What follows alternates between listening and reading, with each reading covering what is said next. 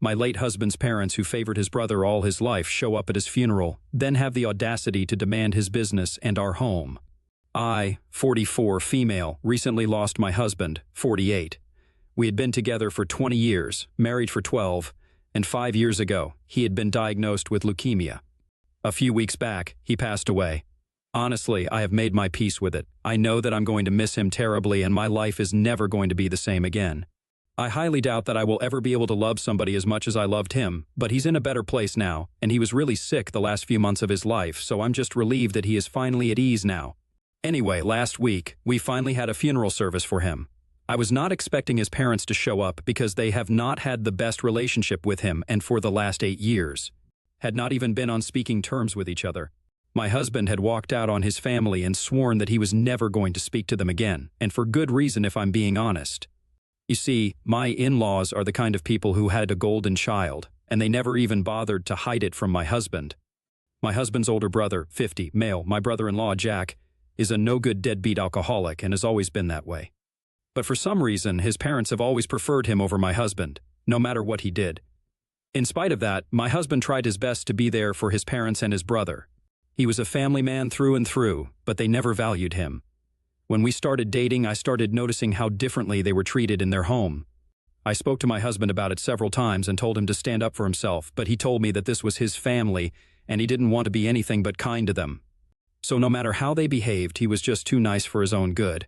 But after he started dating me, he started taking less of their BS, and instead of just being a doormat for them, he would actually occasionally stand up for himself because I would keep reminding him that if they were treating him this badly, then this was not the kind of family that he needed in his life. By the time we had completed 3 years together, he had no tolerance for his family's behavior and wouldn't entertain the way that they treated him. That led to friction between them because they were so used to walking all over him that they couldn't believe this new version of him. And they realized that I might have been a part of this since he had started changing ever since he had met me. So they tried to brainwash my husband into leaving me, but it didn't work, and it only made our relationship even stronger. So, suffice it to say, my in-laws and I have never gotten along and have always been at odds, except I have been on the right side of things, and they have never been anything but horrible to us. And so, when they actually showed up, at the funeral with Jack, I was pretty surprised because the last time that we had interacted, my husband and I had walked out after a really nasty fight, and it had not been pretty. After my husband and I got married, we had been trying to distance ourselves from my in-laws anyway, so it's not like we had a good relationship at that point in time. But they invited us for Christmas dinner, and we had attended out of courtesy. However, when we got there, we realized that we had made a huge mistake because all they did at that party was talk about how my husband's new business was not going to do well and it was doomed to failure. So after the party, we confronted his parents about it, and they said that they were just helping him realize that this was not the right thing to do, and that he should just stop copying his brother. Because apparently, even Jack had started a similar business, but that had happened after my husband had announced his. For context, we work with plastic products and recycling. We had actually researched the market, and we knew what we were doing, unlike Jack. So that ended up in a huge fight, and we walked out after deciding that we were never going to speak to them again. Obviously, Jack's business did not take off because he did not have the sort of acumen that my husband had. And also because he hadn't done any hard work of his own and was just expecting to piggyback off of my husband's efforts. Anyway, it has been 8 years since then, and they never bothered to get in touch with us ever again, even when my husband was diagnosed. And I'm pretty sure that they knew about it. They did not speak to us, and when he was at the hospital, they never visited us either. Showing up at the funeral was a surprising move from them. I didn't pay any attention to them throughout the entire service, and they only approached me after it was over. They tried to speak to me nicely, but I was not going to buy that. I kept a straight face, and I told them that they were welcome to offer condolences. But then they would have to leave because I was not interested in interacting with them. I didn't even wish to interact with them when my husband was alive, so now that he was gone, I had even less incentive to speak to them, and I made that very clear. So they dropped their act as well, and his parents told me that they needed to speak to me in private. I told them that they would need to wait until everyone had left because otherwise, I would not have enough time to speak to them. I was very curious as to what they wanted to talk to me about. After everyone had left, I spoke to them outside the venue. Jack did not wait around and left along with everybody else, so it was just my in-laws and I having a conversation. They told me that they had fought about visiting my husband when he was in the hospital, but ultimately they decided against it because he was already pretty sick and they did not want to bother him. Even more. It was a really lame and silly excuse for not visiting their son when he was literally on his deathbed, but I did not expect any better from them either. I just told them that I did not need any justification for what they had done, and they needed to come straight to the point because I had had a long day, and I didn't want to waste more of my time with them. They seemed pretty upset when I spoke to them in that tone, but that's what they deserved anyway. They told me that they were here because they wanted to say goodbye to their son one last time. And they also wanted to speak to me about whatever he had left behind. Now, everybody knew that I was going to take over the business after him. It might have been his idea, but I had been with him every step of the way for the execution and everything, so that was naturally going to be mine. And we had the paperwork sorted out too. So as soon as they brought it up, I made it clear to them that they had no chance at that. His terms had been very clear right from the beginning. He had made sure to get all of these legal formalities in order as soon as he had been diagnosed. I knew that they had probably been expecting to speak to me about it so they could somehow get Jack in on the business, but I was not going to allow that. Then, after a brief pause, they told me that since they couldn't have the business, they wanted me to at least leave the property to them. And by the property, they meant the home that we had put so much effort into designing. They wanted it for themselves because they believed that his family needed it more. Since we did not have any kids, it's not like I needed that entire house to myself because it was a pretty spacious place. And they claimed that they were sick of living in their own home and needed a change of scenery, so they planned on living on our property and putting their own house up for rent for an extra source of income. I was shocked that they were even suggesting this because after not speaking to somebody for 8 years, you don't just show up at their funeral and ask their widow to let you have the house that they had built for themselves. I lost my temper. I was already pretty miserable, and so I yelled at them to get out because I literally couldn't stand to see them. I had already been pretty annoyed at them, and I guess they had been pretty upset with me too because I had already told them off twice before. So when I started yelling at them, they started yelling right back and said that they were just here for peace, but I was being a total jerk and they did not appreciate that. They then played the age card, saying that I did not know how to respect the elderly. I hit right back, saying that they did not even know how to respect the dead since my husband had barely been buried and they were already here circling like vultures. They made it worse by saying that since I had refused when they had asked me politely, they were going to make sure that they sued and got the property for themselves. Just to be clear, my husband had clearly stated in his will that everything that he had was going to go to me. So I don't even know why they thought that threatening to sue me was going to be a good idea, since I think my husband was pretty clear. I told them that they were never going to win, even if they decided to sue me, and they said that it was my fault that their son had not spoken to them for the past 8 years and hadn't been able to reconcile with them. Which doesn't even make sense. They thought that I had brainwashed him to turn against them, so they were going to make sure that I got nothing out of him. I just told them to leave, and when they finally left, I drove back home as well. I was really pissed off at the time and I hadn't been thinking straight.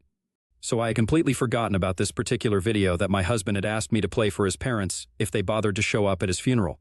It had totally slipped my mind and I only remembered it after I had come back home.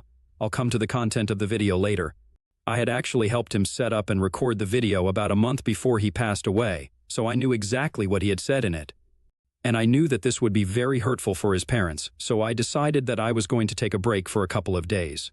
And then I would get back to my in-laws so that they would know exactly where they stood with their son and how it was their own fault, not mine, like they were making it out to be. A couple of days after the funeral, I decided to reach out to my in-laws. We had each other blocked everywhere, so I decided to drive to their house and play the video for them in person. They were very shocked to see me, but I decided to be polite with them and told them that my husband had actually left something for them, and I wanted to show them what it was. I knew that they wanted to slam the door shut in my face so badly, but they were equally curious and greedy, so we gathered in the living room, and I played the video for them. Now, coming to the content of the video, my husband had probably known that his parents would come along to harass me after he passed away, so he had taken all the necessary precautions. Legally, he was all covered. And now for the emotional aspect of it, he had made that video where he called out his parents on their terrible behavior with him in the past. He said that he had always felt like less of a priority in the household because they always seemed to prefer the golden child, Jack, over him, and they had never bothered to hide it either. He then went on to remind them of all the ways they had treated him terribly, like back in high school when his parents had refused to pay for him to go to college, but were happily spending thousands and thousands of dollars on his brother, who didn't even do anything apart from party day and night. And even when he started working at his first job, they were constantly comparing him to Jack, who was earning slightly more than him at that point in time. It was really unfair too, because Jack was obviously older and had a head start on him by 2 years. Even then, he did not say anything against his own parents, But then the way they had dismissed his startup was unacceptable, and even though they had been wrong, they had never bothered to apologize for it. They hadn't even spoken to him when he had been diagnosed, so now they had no right to harass me over what they thought they deserved, because he had actually left them exactly what they deserved, which was nothing. So in the video, he told them to never show up around me ever again and said that he had actually been dead to them for a really long time, so his actual death should not even make a difference to them. Just like it doesn't make a difference to him whether his parents or his so-called family is fine or not. Because in truth, the only family he has ever had is me. It was quite touching. I had tears in my eyes by the end of that video, not because of what he said about his parents, but because of what he said about me. And as for my in-laws, they were pretty much dumbstruck by the time the video ended. After the video was done playing, I pulled myself together, I turned around. And I told them that even if they tried to file a suit against me, I was just going to play this video as evidence that it was my husband who really did not want anything to do with them and did not want to leave anything to them. The reason for that would be that he had been mistreated by them all his life, so they had nobody else to blame but themselves. It was definitely not my brainwashing or manipulation that had led to this, and I hope that they knew that now.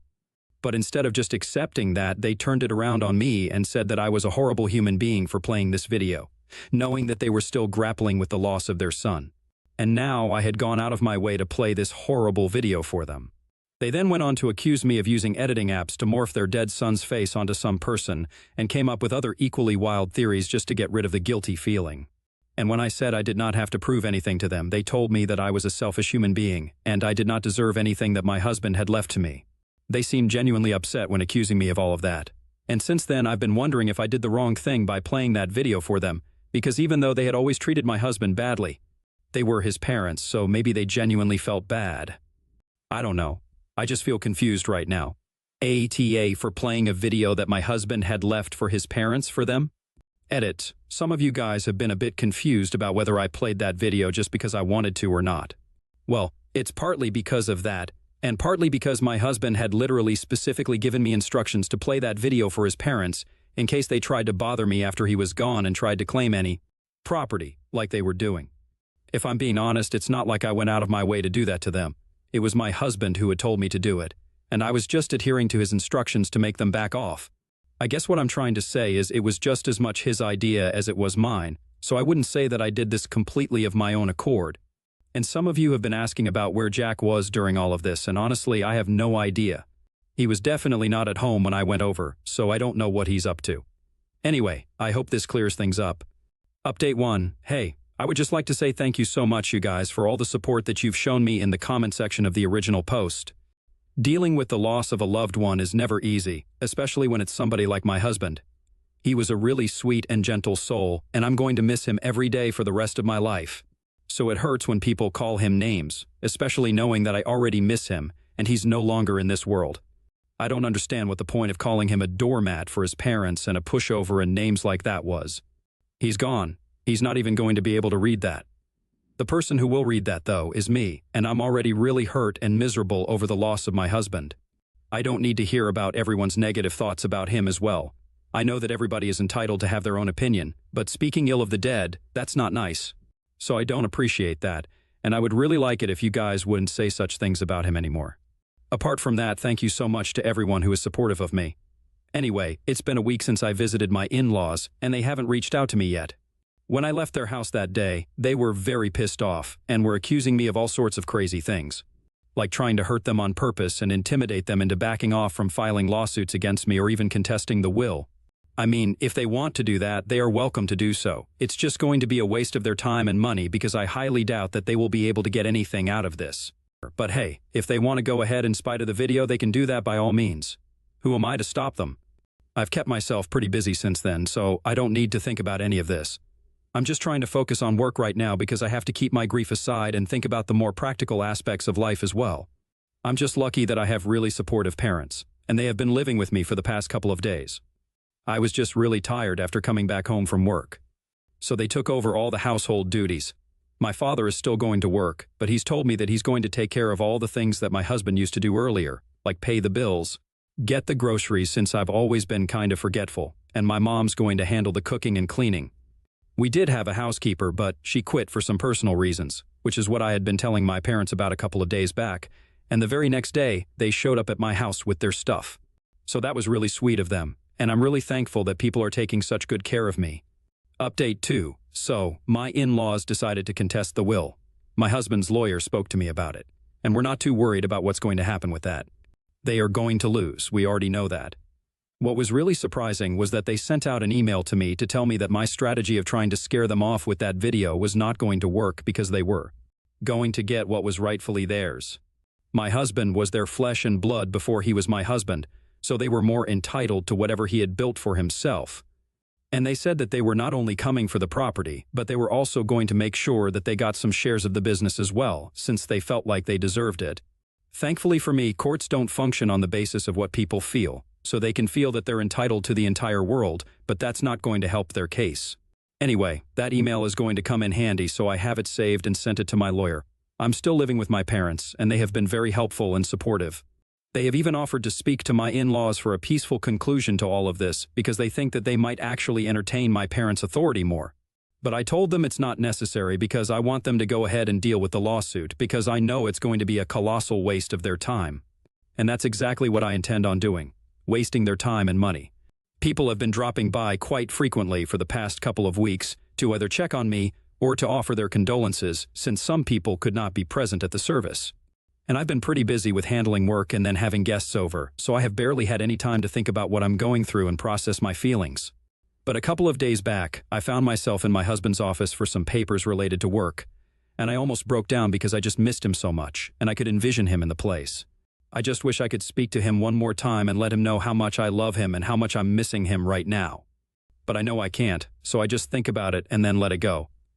Right now, my only goal is to make sure that our business does well, since I know that he would love that, and he intended for us to make a lot of money and be extremely successful.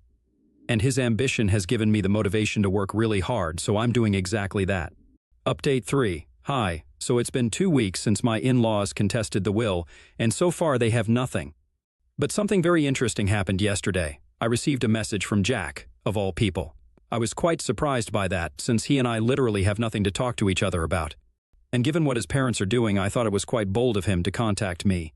We have never been particularly close, and are definitely not on terms where we can just text each other. I hadn't even blocked him because I did not have his number.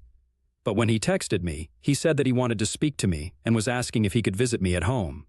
I found that kind of weird, and my initial instinct was just to say no and block him.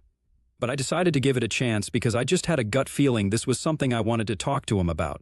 Besides, if he was reaching out to me, I was pretty sure that they had something to do with my in-laws anyway. I agreed to meet him and told him to come over. My parents were going to be at home, so I didn't think that I had to worry about anything. When he finally came over, he had brought flowers and offered his condolences at first, and said that he hadn't been able to say it at the funeral because I was busy with his parents. But he really wanted me to know that he was sorry for my loss. That was surprisingly sweet, and I didn't know what to say because this was not the kind of behavior I had been expecting. Earlier, whenever we would interact at his family's place, he would always come off as quite boisterous and egoistic. But this was a very different person.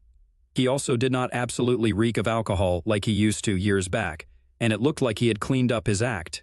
After a bit of small talk, he finally got to the point and told me that he was here to tell me that his parents were planning on defaming me, and it was not going to be pretty. They were planning on making up a bunch of lies about how my husband had apparently borrowed money from them to start his business initially. And now I was refusing to entertain their request when they needed their money back. Already there was no binding contract, so they could not legally come after me. So they were planning on posting this on social media.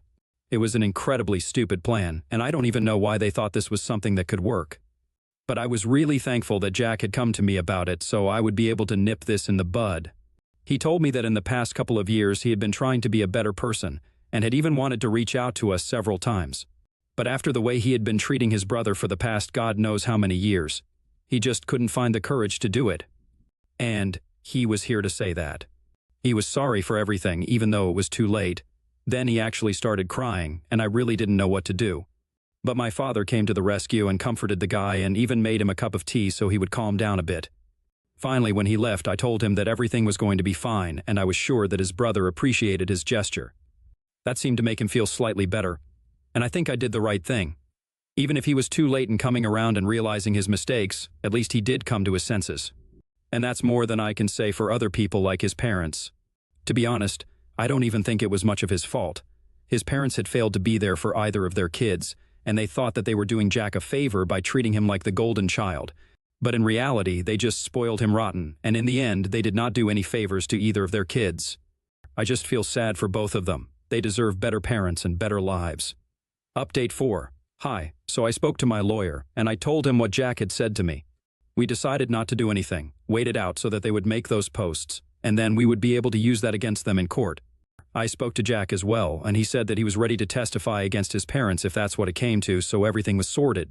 A couple of days ago, they finally made that post on social media, and I immediately wrote an email to them that if they did not take it down as soon as possible, then we could be pursuing this legally and would be sending them a defamation lawsuit.